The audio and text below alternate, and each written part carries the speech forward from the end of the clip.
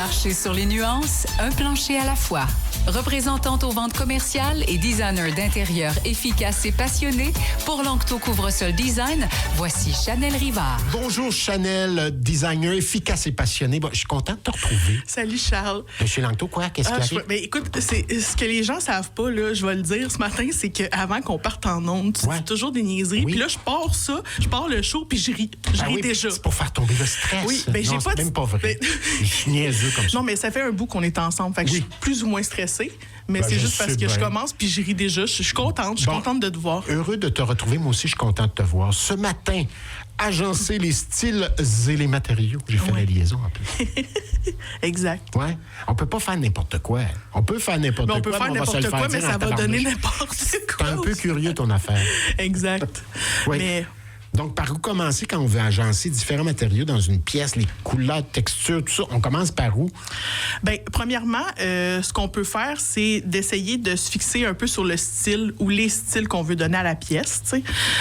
Déjà, définir aussi la fonction de la pièce. Parce que c'est sûr que, exemple, quand on se retrouve dans une cuisine plutôt qu'un bureau, bien, dans une cuisine, forcément, on aura plus de matériaux à agencer entre eux, comme les armoires, le comptoir, le backsplash, le plancher. Le backsplash. Ah, okay, oui, le dosseret, je m'excuse. Oui. Donc, c'est sûr que ça fait beaucoup plus de matériaux à agencer ensemble que dans un bureau où est-ce qu'on a un plancher puis peut-être des couleurs de mur. T'sais. Nous autres, règle générale, on part d'une couleur. Il faut partir à quelque part. On part d'une couleur.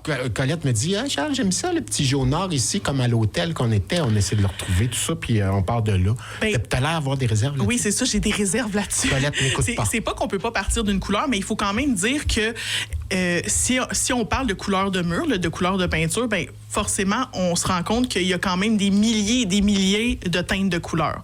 Donc, c'est sûr que de commencer par ça, des fois, ça peut nous nuire pour choisir les matériaux après, parce qu'on va focusser sur une couleur en particulier, alors que des fois, on peut juste choisir un matériau qui sera un matériau leader dans notre pièce. Donc, puis souvent, le matériau leader, c'est comme un matériau coup de cœur. Donc, exemple, on va se rendre en magasin, on va avoir un coup de cœur pour une céramique ou une porcelaine avec un effet terrazzo. Tu sais, on en a parlé avec, tu sais, le terrazzo, c'est comme un effet de petites roches, où est-ce qu'il va y avoir 4-5 couleurs de petites roches dans le terrazzo. Bien, à ce moment-là, ça va être plus facile de partir d'une couleur qu'il y a dans la tuile pour ensuite avoir, exemple, le petit jaune que toi puis ta conjointe vous disiez, pour être dans le bon jaune. Tandis que si on focus uniquement sur le petit jaune que vous avez déjà choisi, ben vous allez peut-être avoir de la misère à trouver des matériaux qui vont bien s'agencer avec ce jaune. Les mots de tête vont commencer. On ne trouve pas à partir du jaune, alors qu'il faut partir, je pense, plus général.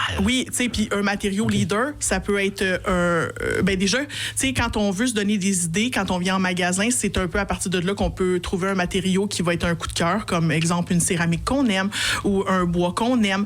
Ou, tu sais, là, je vous parle aussi de matériaux de type de plancher ou de murs de briquettes ou ce genre de choses-là, parce que moi, je travaille dans ce domaine-là.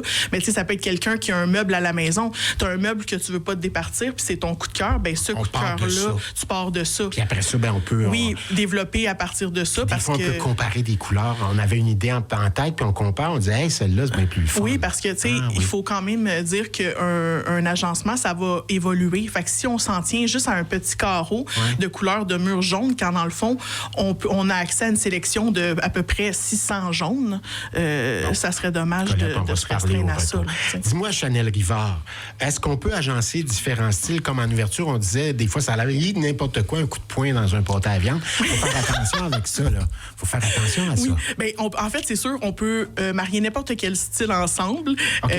Parce que de toute façon, ben oui, en général, tout peut se marier, là. Tu sais, si je prends l'exemple du moderne et du rustique, parce que ça, c'est quand même quelque chose qu'on voit couramment, ben les seules choses qu'il faut faire attention quand on mélange les styles ensemble, c'est les proportions, tu sais.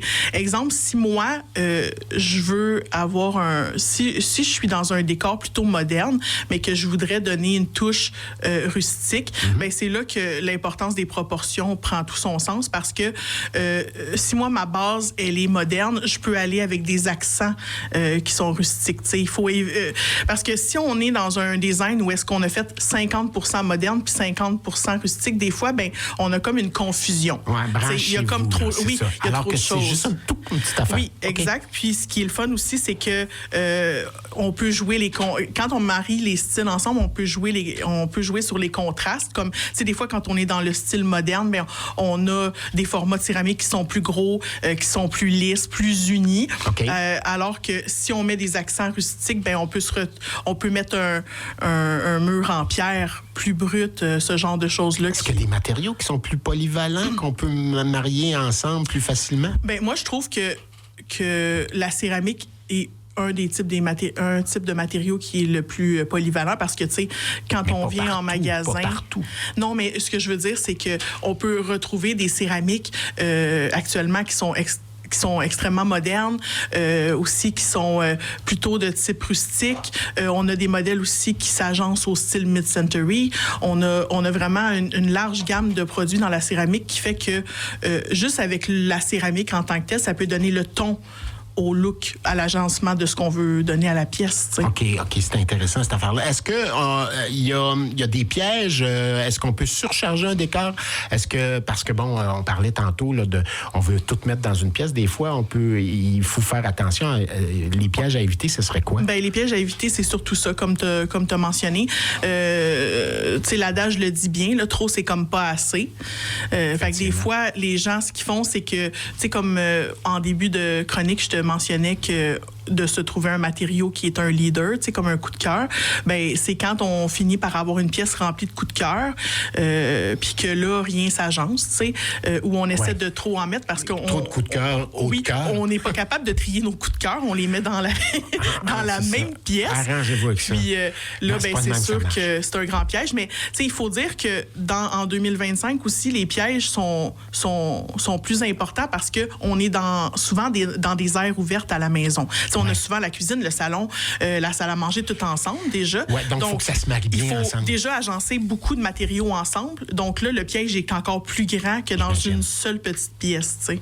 Heureusement que tu es là, Chanel. Mais je suis là. Si on va aller vous voir, on fait quoi?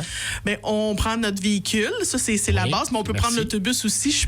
Il n'y a pas de gêne là-dessus. Aujourd'hui, plus difficile. Demain, plus difficile. Mais bon, lundi, mercredi, vendredi. Mais bon, règle générale. On a 2 succursales. Une à Longueuil, au 740 rue Jean-Neveu. Puis l'autre, c'est à Saint-Isidore, 148 rue Boyer. Voilà. Ben, heureux de te retrouver, Chanel Rivard. On se retrouve la semaine prochaine. On parle de quoi? Ben, je m'en souviens plus. Qu'est-ce qu'on parle? Non plus, mais on va le savoir. On va le savoir.